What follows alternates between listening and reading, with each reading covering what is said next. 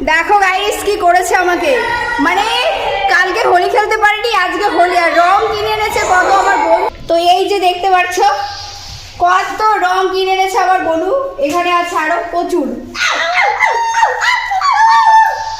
আর এই যে কঠোর রং, এই রংগুলো যদি এদেরকে দেওয়া হয় এটা তো কান্না করে মরে যাবে। আরেকটু মাখো, আরেকটু, একটুখানি আমার সাথে